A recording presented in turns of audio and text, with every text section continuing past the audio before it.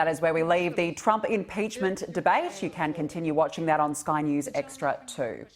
Well, Aussies have amassed more than $200 billion more in savings since the start of the pandemic, which the Morrison government is banking on seeing the economy through the upcoming March fiscal cliff. Household deposits increased by more than 11% between January and November, while business deposits jumped more than 17%. Joining me now live is the Treasurer, Josh Frydenberg. Treasurer, good morning. There's money there, but how confident are you that households will actually venture out and spend that money to help aid in Australia's economic recovery? Well, history shows us that as confidence comes back into the economy after a crisis, after an economic downturn, that people do spend those increased savings. And as you rightly say, there is an additional $200 billion plus on household and business balance sheets that was not there this time last year. Now, that's a function of the government's economic support, which has flowed right across the economy in unprecedented amounts. You've also seen a higher savings ratio as people are cautious during the pandemic, but also the health restrictions that were in place last year meant that people couldn't go about their daily lives as normal and spend at the cafes, at the restaurants, and to take the local holiday. So with more than $200 billion amassed on these household and business balance sheets, the money is there to help fuel the economic recovery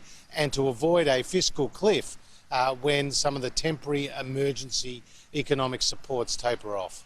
There is a lot of concern when that support is due to taper off, like the JobKeeper. The tourism industry in particular, Treasurer, is desperate. Now, you've said in the past there's already been a lot of support given to this industry in particular, but will you consider more targeted support beyond March?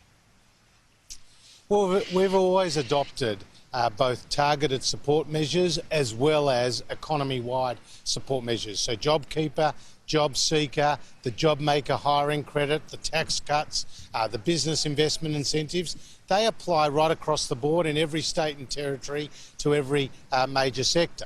At the same time, we have put in place, for example, the Home Builder program, which has been designed to provide a spark to the construction industry and underpin jobs there. We've also put $350 million in last year's budget to support regional tourism. We made an announcement of $100+ million for travel agents to support them in hard times. So we have adopted both direct targeted support at particular sectors, but also economy-wide support measures. And the combination of that approach has seen some 85% of the 1.3 million Australians who either lost their jobs or saw their working hours reduced to zero at the start of the pandemic now back at work. And we saw some very strong retail numbers at the end of last year. We've seen property prices start to lift in both capital cities and regional areas, and both business and consumer confidence are now back to its pre-pandemic levels. I want to ask you about the COVID vaccine. Health chiefs have defended the effectiveness of the AstraZeneca vaccine, but there are reports this morning that we could make the Novavax vaccine here on home soil. Is Australia changing course away from AstraZeneca? No, what we have done is adopted a portfolio approach based on the best medical advice available to us. So that's access to the Pfizer vaccine, the AstraZeneca vaccine, and other vaccines as they are proved effective and go through their phase 3 clinical trials. That has been the best medical advice available to us. What we know with the AstraZeneca vaccine is that it's safe, that it's available, it can be manufactured here, it can be transported at normal refrigeration levels, not the minus 70 degrees Celsius that is required for the Pfizer vaccine. And you've heard from the Chief Medical Officer just yesterday that the AstraZeneca vaccine saves lives.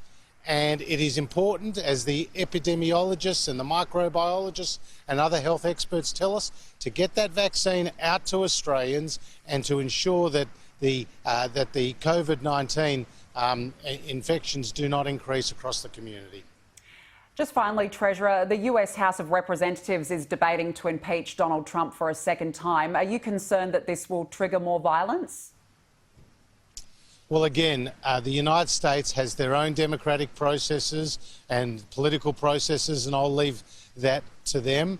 What I can say is that the demonstrations, the riots that took place in Washington DC the other day were despicable. They were disgusting, and to see that attack on democratic institutions that we all hold dear in the nation's capital was very, very concerning, and are condemned in the strongest possible terms by of course, the Morrison government and by many other leaders around the world. Treasurer Josh Frydenberg, thank you for joining me. Thank you.